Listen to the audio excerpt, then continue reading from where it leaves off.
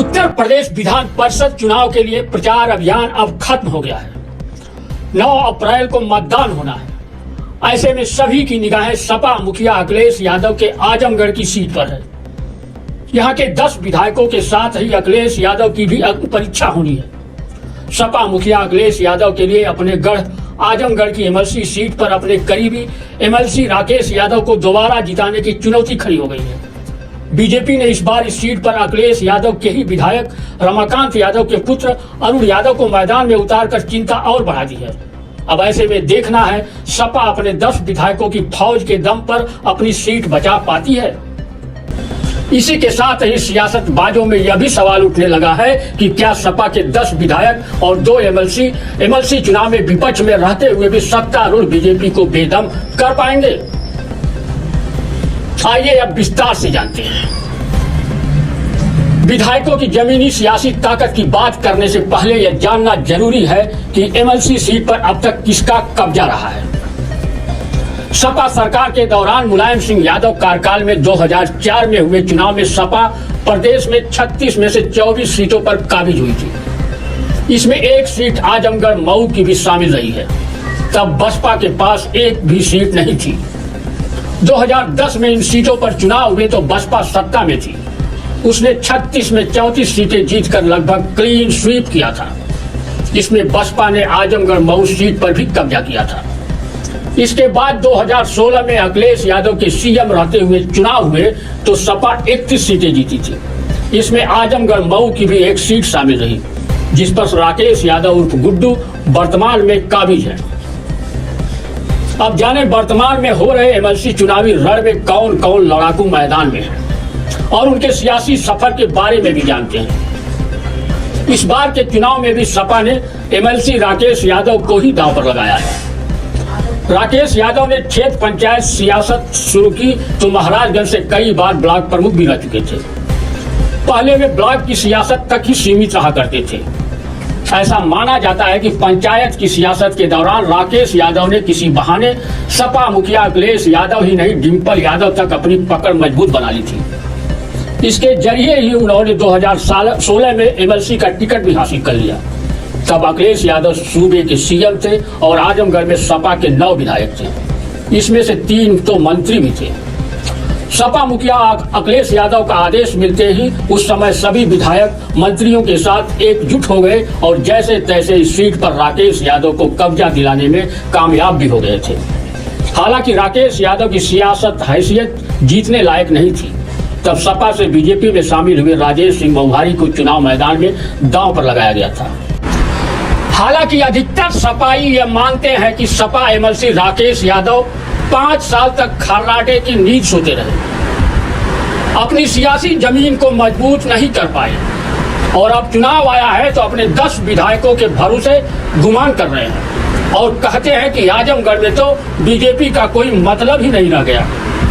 Bharatiya Janata party से किस प्रकार अपनी टक्कर मानते हैं? आजमगढ़ जनपद में भारतीय जनता पार्टी कोई मतलब नहीं है। आपने पिछले दिनों देखा होगा हमारे सभी विधानसभा के शानदार साथी समाजवादी पार्टी के प्रत्याशी चुनाव जीते हैं और आजमगढ़ जनपद में भारतीय जनता पार्टी का कुछ नहीं है और हमारे जो पंचायत प्रतिनिधि साथी हैं हमें पुनः जिताने का काम करेंगे। इस बार तो आपकी सरकार नहीं है, फिर आप चुनाव में किस प्रकार? आजमगढ़ में हमेशा समाजवादियों की सरकार है।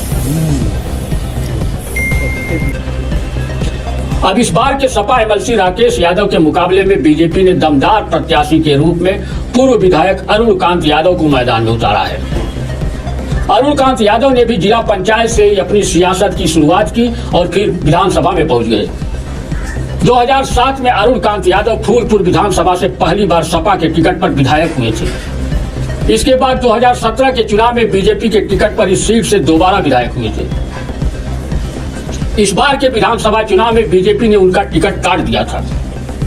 अरुणकांत यादव के पिता रमाकांत यादव सियासत के माहिर खिलाड़ी माने जाते हैं। इस समय वे सपा की साइकिल पर सवार हैं और फूलपुर से इस बार विधायक भी चुने गए हैं। बीजेपी के एमएलसी प्रत्याशी अरुणकांत यादव अपने पिता की विचारधारा से अलग हटकर चुनावी जंग फतह करने के लिए जूझ रहे हैं। जनता पार्टी को धन्यवाद देना चाहता हूँ और दूसरी चीज़ मुझे इस बात की खुशी है कि भारतीय जनता पार्टी योग्य प्रत्याशियों का चयन करती है। इसमें किसी तरह का जातिवाद या परिवारवाद का भेदभाव नहीं रहता, क्योंकि जब मैं सपा में था तो उस टाइम मेरे पिताजी चले गए थे बीजेपी में और मुझे सपा ने टिकट नहीं दिया था, जबकि मैं वहाँ से सिटिंग एमएलए था। लेकिन अब आप भारतीय जनता पार्टी को देखिए, हमारे पिताजी बीजेपी में हैं, हमारे पिताजी सपा में हैं और हम बीजेपी में हैं और वो सपा से विधायक हैं। उसके बाद भी बीजेपी ने हमको टिकट दिया। इससे साफ साफ झलकता है कि भारतीय जनता पार्टी बिल्कुल जो असली समाजवाद है वो भारतीय जनता पार्टी के अंदर है। आजमगढ़ ने जो मैंडेट दिया समाजवादी अपने समर्थकों को या अपने वोट को आप इकट्ठा करेंगे और पार्टी को कैसे मजबूत करेंगे? वैसे मैं आपको एक चीज़ बताना चाह रहा हूँ, शायद इससे पहले इतनी बड़ी संख्या में मुसलमान भाई कभी भारतीय जनता पार्टी कार्यालय पर न गए हों। तो जो ये चुनाव है, इस चुनाव में आजमगढ़ के सभी धर्म, सभी जातियों के लोग एकजुट होकर के भारतीय जनता पार्टी को वोट कर रहे हैं, जिसके लिए मैं उन सभी लोगों को धन्यवाद देना चाहता हूँ। पिताजी आपकी सीट पे काबिज हुए, आपने भी इस तरीके से विरोध नहीं किया, किस तरीके से? श्रीमान, यही तो लोकतंत्र की खूबसूरती है कि हम एक सबकी विचारधाराएं अपनी बिल्कुल स्वतंत्र हैं। हमें किसी भी तरह का हमारे परिवार की तरफ से कोई दबाव नहीं है, ना हमारा दबाव हमारे परिवार के ऊपर है। जो उनकी विचारधारा वो वैसे काम करेंगे, जो हमें सही लगता है वो हम करेंगे और मुझे लगता है कि यही सही है। पिताजी से आशीर्वाद लिए? हाँ बिल्कुल। पिता रमाकांत यादव वर्तमान में सपा में हैं, तो वे इस बार के चुनाव में रेफरी की भूमिका में हैं। इधर बीजेपी से बगावत कर विक्रांत सिंह निर्दलीय रूप में चुनाव मैदान में ताल ठोक रहे हैं। विक्रांत सिंह ने भी जिला पंचायत से ही सियासत शुरू की है। वह एक बार जिला पंचायत सदस्य भी रह चुके हैं। पिछले चुनाव में भी जिला पंचायत का चुनाव लड़ना चाह रहे थे, मगर बीजेपी ने उन्हें प्रत्याशी नहीं घोषित किया। ऐसे में वे विधान परिषद का चुनाव लड़ने की तैयारी में जुट गए थे। बीजेपी ने उन्हें भाव नहीं दिया तो वे बागी बनकर मैदान में आ गए हैं। विक्रांत सिंह पूर्व मंत्री यशवंत सिंह के पुत्र हैं। यशवंत सिंह वर्तमान में बीजेपी से एमएलसी हैं। हालांकि बागी बने अपने बेटे के प्रचार के आरोप में बीजेपी ने यशवंत सिंह को पार्टी से बाहर कर दिया है। यशवंत सिंह की भी मऊ से लेकर आजमगढ़ जिले तक सियासी ताकत कम नहीं है। निर्दल प्रत्याशी विक्रांत सिंह अपने पिता यशवंत सिंह को लेकर कुछ और ही कहते हैं। आपने मतलब सपना देखिए, जब जिला पंचायत सदस्य में लड़ा 10,000 वोट से जीता, फिर उसके बाद अपना जिला पंचायत अध्यक्ष सामान्य उसकी तैयारी की गई, तो फिर टिकट काट दिया गया कि नहीं आप यशवंत सिंह विधान परिषद सदस्य जी के लड़के हैं। फिर चलिए ठीक है, इसकी अपना आदमी मेहनत किया, 21 साल भर से आदमी प्रयास किया, इसमें भी वही तथ्य बना के टिकट काट दिया गया कि आप उनके पुत्र हैं। तो भाई हम शुरुआत से तो जनसेवा के लिए आए हैं और जनसेवा कर रहे हैं और उसके लिए करेंगे। अब बीजेपी से निकाले जाने के बाद एमएलसी यशवंत सिंह ने अपने बेटे की जीत के लिए पूरी ताकत लगा दी है।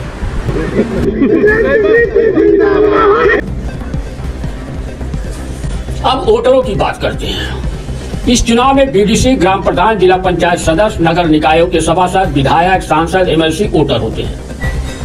आजमगढ़ में 4,236 वोटर हैं।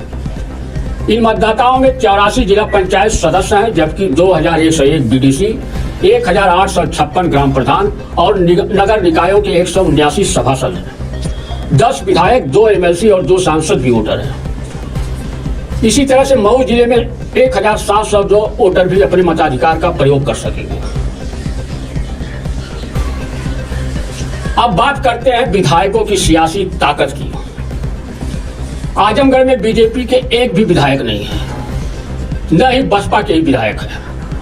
बसपा की एक सांसद है। सपा के पास 10 विधायक और 2 एमएलसी हैं। इन विधायकों में 3 तो दिग्गज माने जाते हैं। इसमें एमएलसी पूर्व मंत्री बलराम यादव और विधायक रमाकांत यादव की गिनती पूर्वांचल के दिग्गजों में होती है। तीसरे विधायक दुर्गा प्रसाद यादव भी कम नहीं है। आजमगढ़ और मऊ जिले में भी इनका अच्छा खासा प्रभाव माना जाता है। दुर्गा प्रसाद यादव तो इस सीट से अपने भांजे कमला प्रसाद यादव को मुलायम सिंह यादव की सरकार में एमएलसी भी बनवा चुके हैं। यही नहीं, जिला पंचायत अध्यक्ष के चुनाव में भी राजनीति के माहिर खिलाड़ी पूर्व मंत्री बलराम यादव और रमाकांत यादव को मिलाकर दुर्गा प्रसाद यादव अपने बेटे विजय यादव को कब्जा दिला चुके हैं। तीनों दिग्गजों की पंचायत और नगर निकायों के प्रतिनिधियों पर मजबूत पकड़ मानी जाती है। अब बचे 8 विधायक। इसमें डॉक्टर संग्राम यादव तीसरी बार विधायक हुए हैं। 3 बार से लगातार विधायक होने की वजह से इनकी भी पंचायत प्रतिनिधियों में मजबूत पकड़ है। नफीस अहमद और बेचई सरोज भी 2 बार विधायक हो चुके हैं। इनकी भी पंचायत प्रतिनिधियों में घुसपैठ होनी चाहिए। अखिलेश यादव भले ही पहली बार विधायक हुए हैं, मगर अब तक 3 बार विधानसभा का चुनाव लड़ चुके हैं। ऐसे में पंचायत प्रतिनिधियों पर इनका भी असर कम नहीं होना चाहिए। जबकि पहली बार निर्वाचित विधायक पूजा सरोज, डॉक्टर HN पटेल, कमलाकांत राजभर सपा के टिकट पर 20 दिन के अंदर ही विधानसभा में पहुंचे हैं। इनकी पहले से पंचायत प्रतिनिधियों से सरोकार नहीं रहता रहा है। बचे विधायक आलमबदी आजमी की तो घर बैठे ही कभी मुलायम सिंह यादव के नाम पर तो अब अखिलेश के नाम पर विधायक बने बैठे हैं। वो अपने लिए खुद वोट मांगने नहीं जाते हैं, जो दूसरों के लिए कितने मन से वोट दिला पाएंगे यह बताने की जरूरत नहीं है। अब तक का रिकॉर्ड रहा है कि जिसकी सत्ता उसी का MLC। हर बार की तरह इस बार भी वोटरों का खरीद फरोख्त होना लाजमी है। साथ ही सत्ता का बल भी काम करता है, जैसा कि ब्लॉक प्रमुख चुनाव में खुद देखने को अभी हाल ही में मिला भी था। अपहरण, धमकी देने के आरोप में सपा के ब्लॉक प्रमुख के दावेदार से लेकर MLC पूर्व विधायक तक पर मुकदमा ठोक दिए गए थे। यहाँ तक कि पुलिस के रहते हुए भी सपा के एक प्रत्याशी को तो मतदान बूथ के अंदर ही पीट दिया गया था। इस तरह का खेल MLC चुनाव में भी होना स्वाभाविक है। हालांकि जिला प्रशासन इसे रोकने की कोशिश कर रहा है। ऐसे में अगर सपा के 10 विधायक, 2 MLC इस चुनाव में भी विधानसभा चुनाव की तरह दम दिखाते हैं, तभी बीजेपी को बेदम कर पाएंगे, क्योंकि उन्हें बीजेपी से तो लड़ना ही पड़ेगा, साथ में सत्ता के इशारे पर नाचने वाले नौकरशाहों से भी लड़ाई लेनी पड़ेगी। इसका संकेत खुद सपा मुखिया अखिलेश यादव भी MLC चुनाव के नामांकन के दौरान आजमगढ़ आने पर दे गए थे, मगर वे रणनीति नहीं बता गए थे। MLC चुनाव न केवल चुनौती है बल्कि प्रशासन से भी लड़ना पड़ेगा। अच्छा सर, ये जीत की क्या रणनीति सर बनी? ये रणनीति बताई नहीं जा सकती। इधर बीजेपी आजमगढ़ की MLC सीट को जीतने के लिए बाधा बने पहले MLC यशवंत सिंह को बाहर निकाला और फिर योगी सरकार के कैबिनेट मंत्री AK शर्मा से लेकर किसान मोर्चा के प्रदेश अध्यक्ष, आजमगढ़ और मऊ जिले में संगठन के पदाधिकारियों के साथ ग्राम प्रधानों और BDC को अपने पक्ष में लाने के लिए पूरी ताकत झोंक दी है। प्रति आस्था रखना चाहिए और भारतीय जनता पार्टी के प्रत्याशी को विजयी बनाने के लिए अपनी पूरी ताकत लगानी चाहिए। इस बात में है कि आप चलती हुई गाड़ी में बैठो भैया, बंद गाड़ी में काहे को बैठने वाले हो? अगर आप इनको जिताओगे तो अब पता नहीं इनका एक कुछ ऐसा इनका कुदरती इनका संजोग है। देखिए कि 17 से 22 में भी मेरे ख्याल से पहले ही एक बार विधायक थे भारतीय जनता पार्टी के आजमगढ़ से, और अब भी अगर ये जीतेंगे तो भारतीय जनता पार्टी के आजमगढ़ जिले से एकमात्र प्रतिनिधि होंगे। और जब ये प्रतिनिधि होंगे, भारतीय जनता पार्टी की सरकार होगी, तो आप सोच सकते हैं कि आपका कितना सम्मान बढ़ेगा। आपकी बात आप एक फोन करोगे इनको लखनऊ में कि भैया इस विभाग का काम रुका हुआ है, शिक्षा विभाग वाले हमारे साथ अन्याय कर रहे हैं, बिजली विभाग वाले हमारे साथ अन्याय कर रहे हैं, और अरुण कांत जी उठ के और तुरंत मंत्री के पास जाएंगे, तुरंत सचिव के पास जाएंगे। यहाँ तो मऊ में तो फिर भी एक रामविलास जी मिल गए आपको, वहाँ एक तो कम से कम दीजिए। तो इस क्षेत्र की आवाज़, मऊ और आजमगढ़ की आवाज़ राजधानी में पहुँचनी चाहिए।